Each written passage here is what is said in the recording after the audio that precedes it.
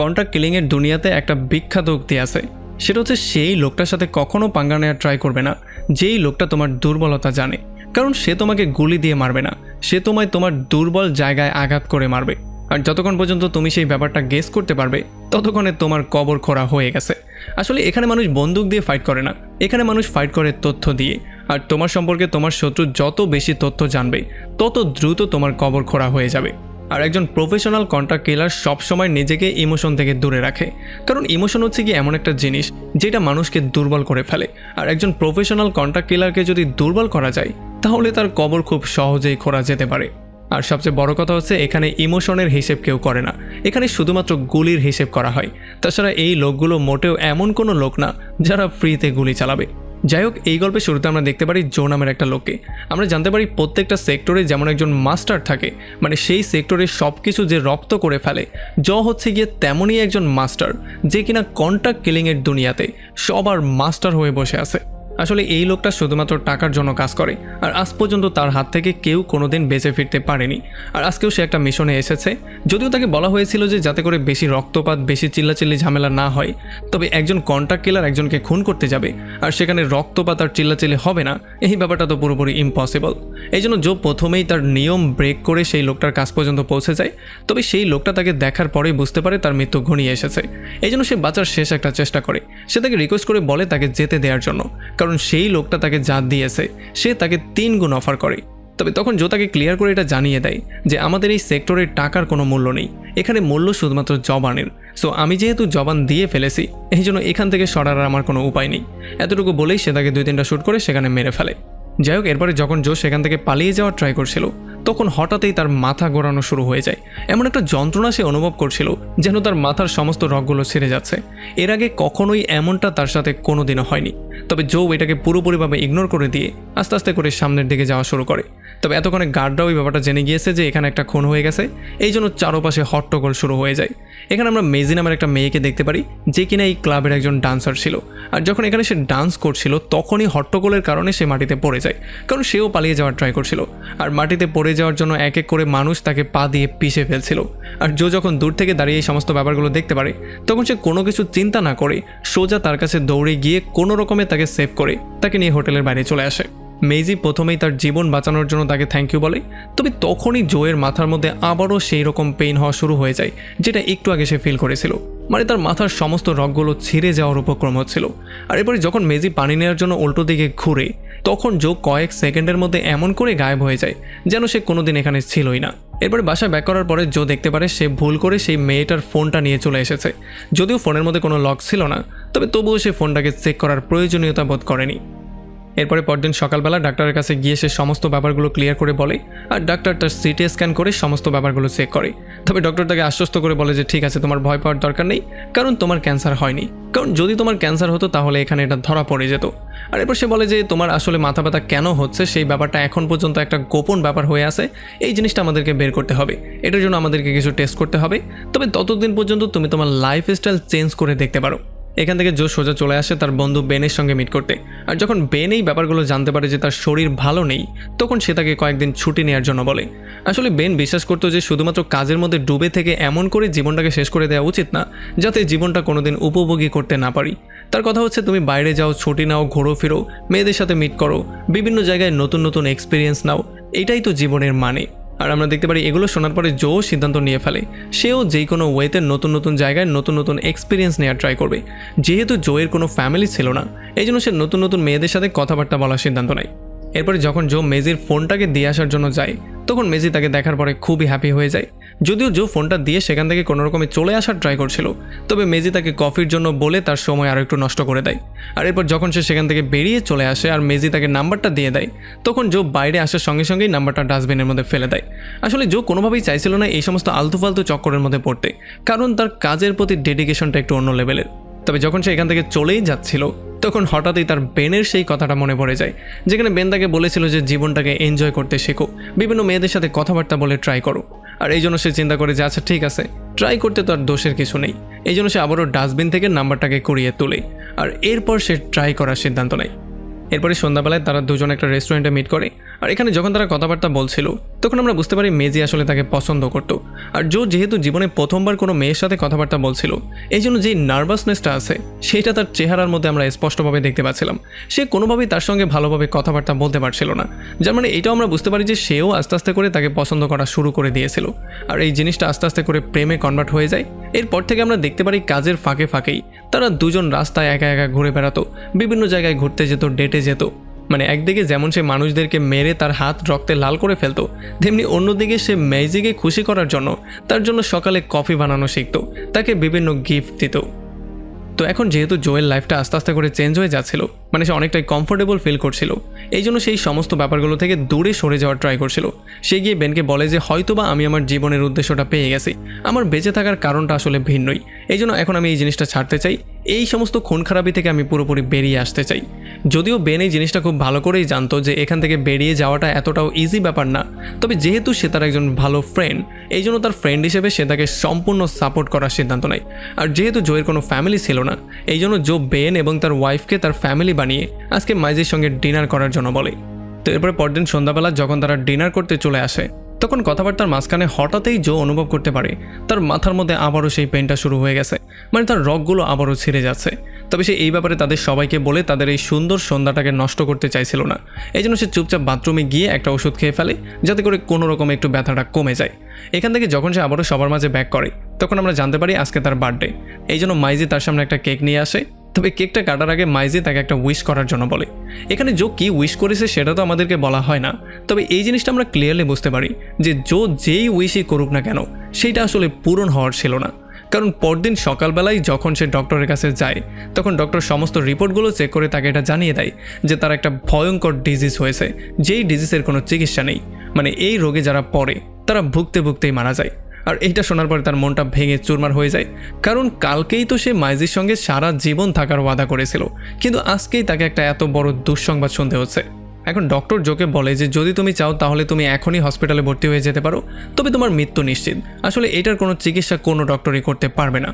এখন জো এই সমস্ত ব্যাপারগুলোতে প্রচণ্ড আপসেট হয়ে বাসায় ব্যাক করে, আর সে গুগলে এই রোগটা সম্পর্কে সার্চ করা শুরু করে।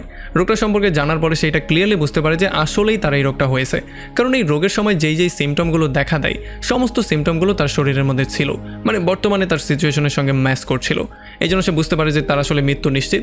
এই জন্য সে চিন্তা করা শুরু করে যে এখন সে কী করবে, কারণ সে যেই কোনো সিদ্ধান্তই নিক না কেন সেটা তাকে খুব দ্রুতই নিতে হবে। এই জন্য প্রথমেই সে তার ঘর থেকে সমস্ত যন্ত্রপাতি, যত বন্দুক টন্দুক ছিল সেগুলো বের করে ফেলে, সেগুলোকে একটা বস্তায় ভরে নদীর মধ্যে ফেলে দেয়। এরপরে যত টাকা আর গোল্ড তার কাছে ছিল সবগুলোকে একটা ব্যাগের মধ্যে ভরে সেগুলো নিয়ে সোজা চলে আসে বেনের কাছে। আর বেনকে এই টাকাগুলো দিয়ে সে বলে যে আমি একটা কন্ট্যাক্ট দিতে চাই, একজনের মার্ডারের কন্ট্যাক্ট, যার মৃত্যুটা খুবই সহজ এবং স্বাভাবিক হওয়া উচিত, মানে তাকে এমনভাবে মারতে হবে যেন মৃত্যুর সময় সে তেমন কোনো কষ্ট না পায়। আর এগুলো দেখার পরে বেন নিজেও পুরোপুরি শক্ট হয়ে যায়। এই জন্য সে এসে তাকে জিজ্ঞেস করে যে আসলে এতগুলো বছর যাবত তুমি কারো কন্ট্যাক্ট দাওনি, তবে আজকে কি এমন হয়ে গেল যে তুমি কারো কন্ট্যাক্ট নিয়ে চলে এসেছো। তবে যখন আবার বেন জানতে পারে জো তার নিজের কন্ট্যাক্ট নিয়ে এসেছে, তখন তো তার পায়ের নিচ থেকে মাটি সরে যায়। সে তাকে জিজ্ঞেস করে যে আসলে কি হয়েছে, তুমি কেন নিজের কন্ট্যাক্ট দিতে চাইছো। তখন জো তাকে বলে যে দেখো, আমার যেই রোগটা হয়েছে সেই রোগটা আস্তে আস্তে করে আমাকে ভেতর থেকে ভেঙে চুরে খেয়ে ফেলছে, আমার মৃত্যু এমনিতেও নিশ্চিত, কারণ এই রোগের কোনো চিকিৎসা নেই। আর আমি এইটাও চাইছি না যে মেজি আমাকে এমন করে ভেঙে পড়তে দেখুক, এই জন্য আমি চাই যাতে করে কন্ট্যাক্ট কিলিংয়ের মাধ্যমে আমাকে এমনভাবে সহজ একটা মৃত্যু দেয়া হয় যাতে কারো কোনো সন্দেহ না হয়। কারণ সে চাইছিল তার যত টাকা পয়সা আছে সেগুলোকে ইন্স্যুরেন্সের মাধ্যমে মেজির নামে করে দিতে। এখন সে এইটাও খুব ভালো করে জানে যে যদি সে সুইসাইড করে ফেলে তাহলে ইন্স্যুরেন্সওয়ালারা তাকে একটা পয়সাও দিবে না। এই জন্য তার মৃত্যুটা এমন হওয়া উচিত যেন দেখে মনে হয় এটা খুবই স্বাভাবিক এবং এতে কারো সন্দেহও না হয়। আর এগুলো শোনার পরে বেন তাকে বলে যে দেখো, তুমি যেমনটা চাইবে তেমনটাই হবে, তবে তুমি এই জিনিসটাও মাথার মধ্যে ঢুকিয়ে ফেলো যে আমি তোমার মৃত্যুর কন্ট্যাক্ট কাউকে দিতে পারবো না, না 22 লাখের জন্য, না 22 কোটির জন্য। তুমি চাইলে এই কাজটা অন্য কাউকে দিয়ে করিয়েই ফেলতে পারো। আসলে জো এই ব্যাপারটা জানতো যে বেন কখনোই তার কন্ট্যাক্ট দিবে না, তবে যেহেতু সে বড় ভাইয়ের মতো তাকে শ্রদ্ধা করে, এই জন্য সে তাকে এটা জানানোর প্রয়োজন বোধ করেছে যে আসলে ভবিষ্যতে সে কী করতে যাচ্ছে। তো এরপরে জো চলে আসে মারিয়ানা নামের একটা মেয়ের কাছে, যে কিনা একটা বিশাল বড় গ্যাংস্টারের মেয়ে ছিল। তবে এখন সে একটা কোম্পানি চালায়, যেই কোম্পানির আন্ডারে বিভিন্ন সার্ভিসের পাশাপাশি বিভিন্ন গ্যাংস্টাররাও কাজ করে, তাছাড়া বিভিন্ন সিরিয়াল কিলাররাও তার কন্ট্যাক্টেই কাজ করে। এই জন্য জো এখানে এসেছে তার নিজের কন্ট্যাক্টটা দেওয়ার জন্য। তবে আমরা জানতে পারি মারিয়ানা আসলে জোকে আগে থেকেই হেড করতো, কারণ জোই ছিল সেই ব্যক্তি যে কিনা শুধুমাত্র অল্প কিছু টাকার জন্য তার বাবাকে একটা সময় খুন করেছিল। এই জন্য যদি সে চাইতো তাহলে সে তাকে এখানেই মেরে ফেলতে পারতো। তবে তাদের বিজনেসের মধ্যে একটা নিয়ম আছে, সেটা হচ্ছে কেউ কাউকে পার্সোনাল কোনো কারণে মারতে পারবে না। আর যখন মারিয়ানা জানতে পারে জো আসলে নিজের সুপারি দেওয়ার জন্য এখানে এসেছে, তখন মারিয়ানা খুব বেশি একটা শক্ত হয় না, আর তার কাছে এগুলো কোনো ম্যাটারও করতো না। তার কাছে শুধু একটা জিনিসই ম্যাটার করতো, সেটা হচ্ছে টাকা। এখন যেহেতু মারিয়ানা তার শত্রুকে মারার জন্য টাকা পাচ্ছে, এই জন্য সে খুব বেশি হ্যাপি হয়েছিল, আর এই কাজটা করার জন্য সে খুবই এক্সাইটেডও হয়েছিল। তবে জো তাকে একটা শর্ত দিয়ে দিয়েছিল, সেটা হচ্ছে তাকে যেন রাত্র 12টার পরেই মারা হয়, কারণ 12টার আগে তার কিছু স্পেশাল কাজ আছে যেগুলো তাকে কমপ্লিট করতে হবে। এটা বলে যখন সে সেখান থেকে বেরিয়ে চলে যায়, তখন মারিয়ানা তার বেস্ট কিলারকে জোয়ের এই সুপারিটা দিয়ে দেয়। আসলে জো যেভাবে বলেছিল মারিয়ানা সেইভাবেই ব্যাপারটাকে এক্সিকিউট করার প্ল্যানিং করেছিল, কারণ যেহেতু সে টাকা পেয়েছে এই জন্য নিয়মকানুন তাকে ফলো করতেই হতো। যাই হোক, এরপরে আমরা কিছু স্পেশাল সিরিয়াল কিলারকেও দেখতে পারি যারা কিনা যার যার ফিল্ডে মাস্টার ছিল, মানে তাদের কিলিংয়ের মধ্যে একটা স্পেশাল ব্যাপার ছিল, তারা যার যার ওয়েতে মানুষ খুন করতে পছন্দ করতো। আমরা দেখতে পারি মিস্টার ক্রুজ নামের একটা ভয়ঙ্কর কিলারকে, যে কিনা জোয়ের এই ডিলটা নেওয়ার জন্য সরাসরি না করে দেয়, কারণ জোয়ের মতো একটা কিলারকে মারার জন্য সে আরও বেশি পেমেন্ট চাইছিল, কারণ এই পেমেন্টটা তার জন্য কম হয়ে যাচ্ছিল। তবে আমরা দেখতে পারি একজন কোরিয়ান এবং একজন হাঙ্গেরিয়ান ফাইটার এই ডিলটা অ্যাকসেপ্ট করে ফেলে, আর তারা জোকে মারার জন্য বেরিয়েও পড়ে। আর এদিকে জো গিয়ে রাতের বেলায় মেজির সঙ্গে মিট করে আর তাকে সরাসরি জানিয়ে দেয় সে ব্রেকআপ করতে চায়। আর এগুলো শোনার পরে মেজি পাগলের মতো কান্নাকাটি করা শুরু করে, আর তাকে এই অবস্থায় দেখার পরে জো অনেক কষ্টে নিজেকে সত্যিটা বলা থেকে আটকায়, কারণ সেই জিনিসটা খুব ভালো করেই জানতো যে মেজি যদি সত্যিটা জেনে যায় তাহলে সে কখনোই তার থেকে নিজেকে দূরে সরাতে পারবে না। এই জন্য তার জন্য এইটাই ভালো যে সে তাকে ঘৃণা করুক আর আস্তে আস্তে করে তার থেকে দূরে সরে যাক। এরপরে রুমের মধ্যে এসে জো নিজেকে লক করে ফেলে আর এই সমস্ত ব্যাপারগুলো নিয়ে চিন্তাভাবনা করা শুরু করে। আসলে এখন তার শুধুমাত্র অপেক্ষারই পালা, তার অপেক্ষা করতে হবে 12টা পর্যন্ত, কারণ যখনই 12টা বাজবে তখনই কিলাররা তাকে মারার জন্য হাজির হয়ে যাবে। এরপরে জো মেজির জন্য অনেকগুলো ইমোশনাল মেসেজও রেকর্ড করে, তবে সেগুলো সেন্ড করতে তার হাত কাঁপছিল। এমনই কাঁপাকাঁপি করতে গিয়ে একটা সময় একটা মেসেজ সেন্ড হয়ে যায় আর মেজি সমস্ত সত্যিটা জানতে পারে। মেজি জানতে পারে সে কেন এগুলো করছে এবং তার আসলে কি হয়েছে। আর এই সমস্ত ব্যাপারগুলো চিন্তা করেও জোয়ের মাথা আরও বেশি গরম হয়ে যায়, সে মটটট খাওয়া শুরু করে। তবে তখনই তার কাছে ডাক্তারের কল চলে আসে। ডাক্তার তাকে বলে যে আমাদের ক্লিনিকের মানুষজন একটা বিশাল বড় ভুল করে ফেলেছে, আসলে তোমার কোনো রোগটোক হয়নি, তারা অন্য একজনের রিপোর্ট তোমার সাথে ম্যাচড আপ করে দিয়েছে, যেই জন্য আমাদের দ্বারা এই বিশাল বড় ভুলটা হয়ে গেছে। আর এইটা শোনার সঙ্গে সঙ্গেই তার নজর চলে যায় ঘড়ির দিকে, কারণ 12টা বাজতে আর কয়েক মিনিটই বাকি ছিল। 12টা বাজার সঙ্গে সঙ্গে এখানে সমস্ত কিলাররা এসে হামলে পড়বে। এরপরে যখনই 12টা বেজে যায় তখন কোরিয়ান গ্যাংটা জোয়ের ঘরের মধ্যে চলে আসে আর তারা জোকে মারার জন্য ফুললি প্রিপারেশন নিয়ে ফেলে। যদিও জো তাদেরকে বুঝিয়ে বলে যে গোয়াং তুমি এখান থেকে চলে যাও, কারণ ডিলটা ক্যান্সেল হয়ে গেছে। তবে গোয়াং তার কোনো কথাই শুনছিল না, কারণ গোয়াং এই জিনিসটা জানতো না যে এই ডিলটা সে নিজেই দিয়েছে। এই জন্য তার লোকজন বারবার করে জোয়ের উপরে আক্রমণ করে। জো যদিও তাদের সাথে ফাইট করছিল আর বারবার করেই বুঝিয়ে বলার ট্রাই করছিল যাতে করে তারা খুব সহজে এখান থেকে চলে যায়, তবে যেহেতু তারা যাচ্ছিল না আর তারা জোকে মারার ট্রাই করছিল, এই জন্য বাধ্য হয়েই জোকে তাদের সঙ্গে ফাইট করতে হয়। আর একটা সময় বাধ্য হয়েই তাদের এক এক করে সবাইকে মেরেই ফেলতে হয়। তো এখান থেকে বের হয়ে জো কোনো সময় নষ্ট না করে সোজা মারিয়ানাকে কল দেয় আর তাকে বলে যে আমি এই ডিলটা ক্যান্সেল করছি, তোমার সমস্ত লোকজনকে এখান থেকে চলে যাওয়ার জন্য বলো, যদি জরিমানা দিতে হয় তাহলে সেটার জন্য আমি রেডি আছি, যদি তুমি চাও তাহলে যেই 22 লাখ তোমাকে আমি দিয়েছি সেটাও তুমি নিয়ে নিতে পারো। তবে মারিয়ানার কণ্ঠর মধ্যে তার প্রতি ঘৃণা স্পষ্ট ছিল, সে কোনোভাবেই তাকে ছাড়তে চাইছিল না। সে তাকে বলছিল তুই ভুলে গেছিস এত জলদি, তুই আমার বাবাকে নির্মমভাবে খুন করেছিলি, আর এখন যেহেতু আমি এতদিন পরে একটা সুযোগ পেয়েছি, এই সুযোগ আমি কোনোভাবেই হাতছাড়া হতে দিব না, আমি তোকে তোর জালের মধ্যে ফেলেই শেষ করব। এরপরে জো হাঙ্গেরিয়ান বয়েজদেরকেও তার সামনে দেখতে পারে, যদিও তাদেরকেও সে চলে যাওয়ার জন্য বলে, তবে তারা কোনোভাবেই যাচ্ছিল না। এই ছেলেগুলো ছিল খুবই ভয়ঙ্কর, তারা টাকার জন্য যেই কোনো কিছু করতে পারত। তবে যেহেতু জো ছিল অনেক বেশি পাওয়ারফুল এবং শক্তিশালী, এই জন্য সে খুব সহজেই একজনকে ধরে পায়ের নিচে পিষে ফেলে আর পরের জনকেও শেষ করে দিয়ে কোনো রকমে সে এখান থেকে পালিয়ে চলে যায়। আর যখন মারিয়ানা জানতে পারে তার পাঠানো কিলারদেরকে এক এক করে জো শেষ করে দিয়েছে আর তারা জোকে মারতে পারেনি, তখন তার মাথা আরও বেশি গরম হয়ে যায়। এই জন্য সে তার রেঞ্জ আরও বাড়িয়ে দেয়, মানে এখন সে তার নিজের টাকাও এখানে যুক্ত করে দেয় আর এখানে পুরস্কারের টাকা সে 40 লাখ করে দেয়। আর এদিকে ট্যারি, যে কিনা আগের বার কন্ট্রাক্টটা নেওয়ার জন্য না করে দিয়েছিল, সে এতগুলো টাকা শোনার পরে কন্ট্রাক্ট নেওয়ার জন্য রাজি হয়ে যায়। আসলে এতগুলো টাকার জন্য সে শুধুমাত্র জোকে না, পৃথিবীর যে কাউকে মারার জন্য রেডি হয়েছিল। আর আমরা দেখতে পারি শুধুমাত্র ট্যারিই না, পৃথিবীর অন্য যত ভয়ঙ্কর কিলাররা আছে তারাও জোকে মারার জন্য এই কন্ট্রাক্টটা নিয়ে ফেলে, কারণ এত বড় একটা অ্যামাউন্ট কেউই মিস করতে চাইছিল না। যখন ম্যাকেন ব্রাদার এই ব্যাপারটা সম্পর্কে জানতে পারে তখন তারাও দ্রুত এই কন্ট্রাক্টটা নেওয়ার জন্য রাজি হয়ে যায়। আসলে তাদের জন্য এটা টাকার চেয়ে রেপুটেশনের ব্যাপার বেশি ছিল, কারণ তারা চাইছিল ইউরোপের সবচেয়ে বড় কিলারকে খুন করে তারা ইউরোপের সবচেয়ে বড় কিলার হয়ে যেতে। আর অন্যদিকে আমরা দেখতে পারি কিছু বার ডান্সার যারা কিনা এখানে অলরেডি একটা খুন করে ফেলেছে, তারা যখন এই খবরটা জানতে পারে তখন তারাও জোকে খুঁজে বের করে মারার জন্য রেডি হয়ে যায়। আর পৃথিবীর কোনো একটা কোনায় থাকা বোটাস নামের একটা লোক, যে কিনা এতদিন পর্যন্ত সমস্ত কন্ট্রাক্টগুলোকে না করে দিচ্ছিল, সেও এত বড় একটা অ্যামাউন্ট শোনার পরে এই কন্ট্রাক্টটা নিয়ে ফেলে। আর এখন তারা সবাই মিলে বেরিয়ে পড়ে একটা লোককে খুঁজে বের করার জন্য, সেটা হচ্ছে জো। আর তখন এদিকে জো চলে আসে বেনের কাছে, আর তাকে এসে সে সমস্ত ব্যাপারগুলো ক্লিয়ার করে বলে। সে বলে যে আসলে আমার কোনো রোগ ছিল না, ডক্টর ভুল করে এই রোগটা আমার উপরে চড়িয়ে দিয়েছে, যেই জন্য এখন এত বড় একটা গ্যাঞ্জাম হয়ে গেছে।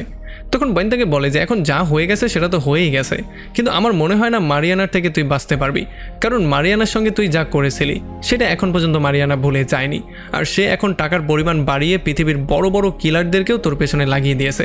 আর মারিয়ানাকে মেরে ফেলাটা হবে আমাদের নিয়মের লঙ্ঘন, আর নয়তো তোর জন্য আমি কবেই মারিয়ানাকে মেরে ফেলতাম।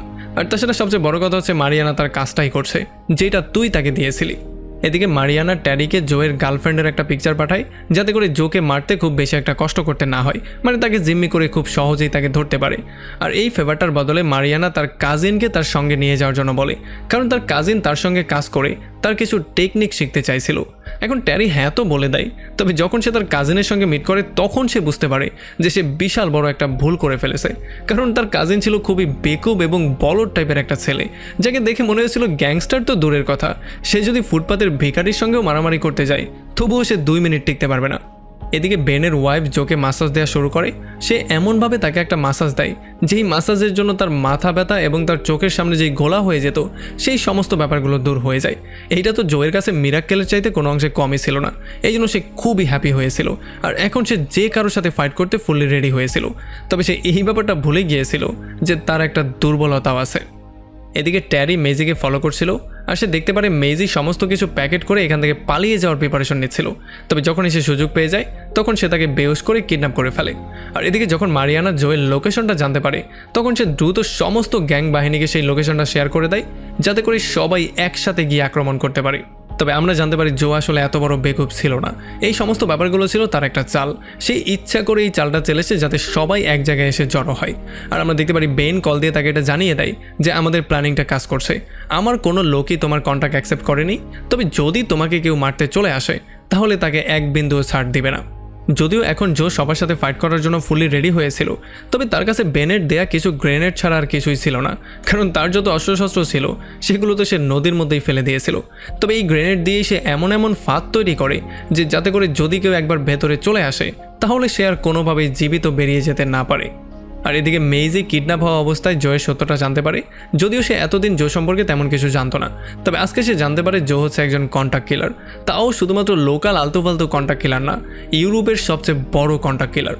এদিকে আমরা দেখতে পারি জোকে মারার জন্য ম্যাকিন ব্রাদার প্রথমে চলে আসে, আর তাদের চেহারার মধ্যে 40 লাখ টাকার খুশি আমরা স্পষ্ট দেখতে পাচ্ছিলাম। এরপর যখন তারা সেটার মধ্যে যায় তখন তারা জোয়ের নাম ধরে চিল্লাচিল্লি করা শুরু করে, আর তাকে যেই কোনো ওয়েতে সামনে আসার জন্য বলে। জো সামনে এসে তাদেরকে ফেস করা শুরু করে, আর এই ভাইয়েরাও অস্ত্রমস্ত্র বাদ দিয়ে হাতে ফাইট করতেই বেশি পছন্দ করতো, এই জন্য তারাও জোয়ের সঙ্গে হাতেই ফাইট করা শুরু করে। আমরা দেখতে পারি জো অনেক রকম করেই তাদেরকে থামানোর ট্রাই করছিল, তবে এই দুই ভাইয়ের সাথে কোনোভাবেই তারা পারছিল না, কারণ তারা এতটাই ভয়ঙ্করভাবে মারামারি করতো যেমন কোনো পাগল ষাঁড় মানুষের উপরে গিয়ে আক্রমণ করে। এই জন্য জো অনেকক্ষণ ট্রাই করার পরে যখন বুঝতে পারে সে একা তাদেরকে হ্যান্ডেল করতে পারবে না, তখন সে তার ট্র্যাপের ইউজ করে। সে ট্র্যাপের ইউজ করে একজনকে ভয়ঙ্কর একটা মৃত্যু দেয়, আর যখন এটার প্রতিশোধ নেওয়ার জন্য আরেকজন তাকে মারতে চলে আসে তখন খুব সহজেই সে তাকে মেরে ফেলে। ততক্ষণে এখানে সেই লেডি গ্যাংস্টাররাও চলে আসে। তারা প্রথমেই যখন মধ্যে গিয়ে জোকে পেয়ে যায় তখন তারা গুলির বৃষ্টি নামিয়ে দেয়, তবে এতে করেও জোয়ের তেমন কিছু হয় না। জো নিজেকে প্রোটেক্ট করার জন্য তাদের দিকে গ্রেনেড ছুঁড়ে মারে, যেই গ্রেনেডে একজনের অবস্থা প্রচণ্ড খারাপ হয়ে যায় আর সে উড়ে জোয়ের কাছে চলে আসে, মানে সে একেবারে আত্মরাই হয়ে গিয়েছিল। তবে জো তাকে বাঁচতেই দেয় না, সে তার শরীরের মধ্যে গ্রেনেড মেরে তাকে সোজা তার পার্টনারের কাছে ছুঁড়ে মারে, যেই জন্য সেখানে ব্লাস্টের জন্য দুই সুন্দরীরই সমস্ত কিছু ছিঁড়ে বেড়ে যায়। তবে আসলে জোয়ের বিপদ এখনও সে কাটিয়ে উঠতে পারেনি, কারণ বটো নামের যে ভয়ঙ্কর গ্যাংস্টার ছিল সে এখানে চলে আসে, আর যখন সে জোকে দেখতে পারে তখন সে তার উপরে হামলে পড়ে। আসলে সে তার কোনো টার্গেটকেই মিউজিক ছাড়া মারতো না, এই জন্য সে তার কানের মধ্যে ইয়ারফোন দেয় আর জোয়ের উপরে পাগলের মতো ঝাঁপিয়ে পড়ে। জো কোনো রকমে তাকে ফেস করার ট্রাই করে, তবে সে দেখতে পারে তার বুট থেকে শুরু করে শরীরের প্রত্যেকটা পার্টে পার্টে বিভিন্ন রকমের ধারালো জিনিসপত্র লাগানো ছিল, এই জন্য জো বুঝতেই পারছিল না তার উপরে কোন জায়গায় আক্রমণ করবে। এই জন্য জো একটা তলোয়ার নিয়ে তার সঙ্গে ফাইট করার সিদ্ধান্ত নেয়, আর বোটাসও একটা তলোয়ার নিয়ে তার সঙ্গে ফাইট করে। তবে এই মারামারির মধ্যে হঠাৎ করেই বোটাসের কান থেকে ইয়ারফোন খুলে অন্য জায়গায় পড়ে যায়, যে জন্য বোটাস একটু ডিস্ট্র্যাক্ট হয়ে যায়। আর এই সুযোগটার কাজে লাগিয়ে জো আচ্ছা রকম করে ধোলাই করে তার অবস্থা খারাপ করে দেয়। তবে এরপর যখন সে গান নিয়ে তাকে শ্যুট করতে যাচ্ছিল, তখন জো দৌড়ে একটা টেবিলের পেছনে গিয়ে লুকিয়ে পড়ে, যেই জন্য তার আরও একটা ফাঁদ অ্যাক্টিভেট হয়ে যায়। আর এখানে একটা বিশাল বড় ব্লাস্টের জন্য বেচারা বটনও টুকরো টুকরো হয়ে যায়। আর তখন বাইরে আমরা দেখতে পারি ট্যারিও এসে পৌঁছে গিয়েছিল। তবে সে বাকিদের চেয়ে একটু বেশি চালাক ছিল। সে জানতো যে ভেতরে যাওয়াটা তার জন্য সেফ হবে না, এই জন্য সে এখানে বাইরে দাঁড়িয়ে দাঁড়িয়ে অপেক্ষা করার সিদ্ধান্ত নিয়েছিল। কারণ সে জানতো যে জো ভেতরে যে যাবে তাকেই শেষ করে দেবে, আর একটা সময় সে ক্লান্ত হয়ে যাবে। এই জন্য সে প্রথমেই জোকে কল দিয়ে বলে দেয় যে তোমার গার্লফ্রেন্ড এখন আমার হাতে আছে, সো তুমি প্রথমে এক এক করে বাকি সবাইকেই শেষ করে দাও। তবে যখন তুমি ক্লান্ত হয়ে যাবে তখন চুপচাপ আমার সামনে এসে স্যারেন্ডার করে দেবে, আর নয়তো তোমার গার্লফ্রেন্ডের পরিণতি খুবই ভয়ঙ্কর হবে। তবে তখনই জো দেখতে পারে ম্যাক্স নামের একটা ভয়ঙ্কর গুন্ডা কিছু গুন্ডা ভাড়া করে তার দলবল নিয়ে এখানে চলে এসেছে। যদিও তাদের এখানে একটা নিয়ম ছিল যে কেউ ভাড়া করে গুন্ডা এখানে আনতে পারবে না, তবে মারিয়ানা জোকে মারার জন্য যেই কোনো কিছু করতে রেডি ছিল। আমরা দেখতে পারি এই সমস্ত সোলজাররা একসাথে মধ্যে চলে আসে, আর তারা জোকে পাগলের মতো খোঁজা শুরু করে। এরপরে যখনই তারা মধ্যে গিয়ে জোয়ের এই কর্মকাণ্ড দেখতে পারে, তখন তারা অনেক বেশি ভয় পেয়ে যায়। তারা মনে করেছিল জো মনে হয় পাগল কুকুরের মতো তাদের সবাইকে কামড়ে ছিঁড়ে ফেলেছে। এই জন্য তারা প্রচণ্ড ভয় পেয়ে সেখান থেকে অনেকে পালিয়ে যাওয়ার ট্রাই করে। তবে বেশিরভাগ সোলজারই তার পাতা ফাঁদগুলো বুঝতেই পারে না, এই জন্য ব্লাস্টেই তাদের অনেকের মৃত্যু হয়ে যায়। এরপরে জো তাদের সবাইকে সেখানে মারার পরে আস্তে আস্তে করে বাইরে বেরিয়ে চলে আসে, যেখানে কিনা অলরেডি ট্যারি তার জন্য ওয়েট করছিল। আসলে তাদের মধ্যে যেমনটা ডিল হয়েছিল, জো এখন স্যারেন্ডার করার জন্য ফুলি রেডি হয়েছিল। এই জন্য ট্যারি তার পার্টনারকে কল দেয় মেজিকে নিয়ে আসার জন্য। তবে সে এই ব্যাপারটা জানতো না যে মেজি অলরেডি সেই বলদকে বোকা বানিয়ে সেখান থেকে পালিয়েও চলে গিয়েছে। আর তখনই মেজি গাড়ি নিয়ে এসে ট্যারির উপর দিয়ে চড়িয়ে দেয়, আর কোনো রকমের জোকে নিয়ে সেখান থেকে পালিয়ে চলে যায়। আর রাস্তায় জো সমস্ত ব্যাপারগুলো ক্লিয়ার করে মেজিকে বলে, আর তার কাছে সে এটা প্রমিসও করে যে সে আর কোনো দিনও তাকে ছেড়ে যাবে না, আর সেই সমস্ত কাজগুলো ছেড়ে দেবে। তবে মেজি তখন তাকে একটা গুড নিউজ দিয়ে বলে যে আমি তোমার বাচ্চার মা হতে যাচ্ছি। আর এতটুকু বলেই সে নিয়ন্ত্রণ হারিয়ে ফেলে, আর সেখানেই বেহুশ হয়ে যায়। আর জো যখনই কোনো রকমের গাড়িটার কন্ট্রোল নেয়, তখন সে দেখতে পারে মেজির গায়ে একটা গুলি লেগেছে। এই জন্য সে চারপাশে ভালো করে চেক করা শুরু করে। যখন সে একটা চার্জ পেয়ে যায়, তখন সে মেজিকে নিয়ে দৌড়ে চার্চের মধ্যে যায়, আর জোরে জোরে সাহায্যের জন্য চিৎকার করা শুরু করে। তবে পরে তারা জানতে পারে গুলিটা আসলে শুধু টাচ করেই বেরিয়ে চলে গিয়েছিল, এটা খুব রিস্কি কিছু না। এই জন্য ফাইনালি সে একটু শান্ত হয়। আর পরবর্তীতে কি হয়ে যায় এই ব্যাপারটা নিয়ে চিন্তা করে জো ফাইনালি মেজিকে প্রপোজই করে দেয়, আর তাকে বিয়ের জন্য বলে। তবে তখন আবার ফাদার তাকে বলে যে যদি তুমি বিয়ে করতে চাও তাহলে বিয়ের আগে তোমার সমস্ত গুনার কনফেশন করতে হবে। যদি তুমি সেগুলো করো তাহলেই এই পবিত্র সম্পর্কে তুমি জড়াতে পারবে। এরপরে যখন জো এক এক করে তার সমস্ত কর্মকাণ্ডগুলো বলা শুরু করে, তখন ফাদার এগুলো বিশ্বাসই করতে পারছিল না। আর ফাদার তাকে বলে দেয় যে আসলে তোমার পাপটা মোছা যাবে না, কারণ এগুলো অনেক বেশি হয়ে গেছে, তুমি আসলে নরকেই যাবে। তবে তখন আবার জো তাকে কনভিন্স করে বলার ট্রাই করে যে দেখুন, আমি যাদেরকেই টার্গেট করেছি তারা সবাই বড় বড় ক্রিমিনাল ছিল, আমি জীবনেও কোনো নিরীহ মানুষকে খুন করিনি। তবে এগুলো বলে কোনো রকমে সে ফাদারকে কনভিন্স তো করে ফেলে। তবে যখন তারা বিয়ে পড়াতে যাচ্ছিল, মানে সমস্ত নিয়মকানুনগুলো পালন করতে যাচ্ছিল, তখন এখানে ট্যারি চলে আসে, আর সে শ্যুট করে সোজা বেচারা ফাদারকেই মেরে ফেলে। আর তখন ম্যাক্সও তার লোকজন নিয়ে এখানে চলে আসে, আর তারা চার্চের মধ্যে সবার উপরে হামলে পড়ে। তারা কতগুলো গ্রেনেড মেরে দেয়, যে জন্য ব্লাস্টের জন্য চার্চের অনেক ক্ষতি হয়ে যায়। তবে তখন আবার ট্যারি এই জিনিসটা ভালো করেই বুঝতে পারে যে আসলে ম্যাক্স এবং তার লোকজনকে মারিয়ানা তাকে মারার সুপারিও দিয়েছিল। এই জন্য সে নিজের জীবন বাঁচানোর জন্য এক এক করে তাদের সবাইকে মারা শুরু করে। তবে কয়েকজনকে মারার পরে হঠাৎ করেই তার উপরে বিশাল বড় একটা লোহার জিনিস পড়ে যায়, যে জন্য সে অনেক বেশি আহত হয়ে যায়। আর যখন ম্যাক্স তাকে শ্যুট করে মারতেই যাচ্ছিল, তখনই জো তার সামনে চলে আসে, আর জো তাকে গান পয়েন্টে নিয়ে ট্রিগারে চাপও দিয়ে দেয়। তবে তার বন্দুকের মধ্যে আসলে গুলি ছিল না। আর তাকে এমন দুর্বল অবস্থায় দেখতে পেয়ে ম্যাক্স কোনোভাবেই তার হাসি থামাতে পারছিল না।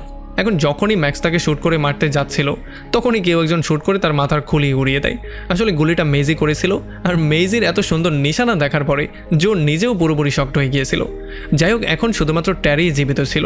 তবে জো ফাদারের কাছে প্রমিস করেছিল যে এখন থেকে সে আর কোনো মানুষকেই খুন করবে না, এই জন্য সে আর ট্যারিকে কিছু করে না, তাকে ছেড়ে দেয়। এদিকে যখন মারিয়ানা এই সমস্ত ব্যাপারগুলো জানতে পারে, তখন সে প্যাকেট করে পালিয়ে যাওয়ার সিদ্ধান্ত নিয়ে ফেলে।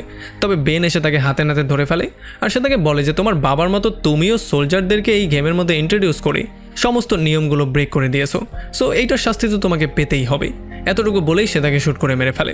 এখন ফাইনালি জয়ের কোনো শত্রু ছিল না, আর তারা পরবর্তীতে গিয়ে সেই চার্চেই বিয়ে করে, যেই চার্চে এই সমস্ত ব্যাপারগুলো হয়েছিল। আর চার্চের যত ক্ষতি হয়েছিল সমস্ত টাকাগুলো সে নিজে থেকেই দিয়ে দেয়। এদিকে যেহেতু ট্যারি জোকে মারতে পারেনি, এই জন্য মনে মনে সে একটু বেশি রাগ হয়েছিল। তবে সে এই ব্যাপারটাও অস্বীকার করতে পারছিল না যে আসলে জোই হচ্ছে ইউরোপের সবচেয়ে বড় গ্যাংস্টার। আর এমনই সুন্দর একটা হ্যাপি এন্ডিংয়ের সঙ্গে এই পুরো মুভিটা এখানেই শেষ হয়ে যায়।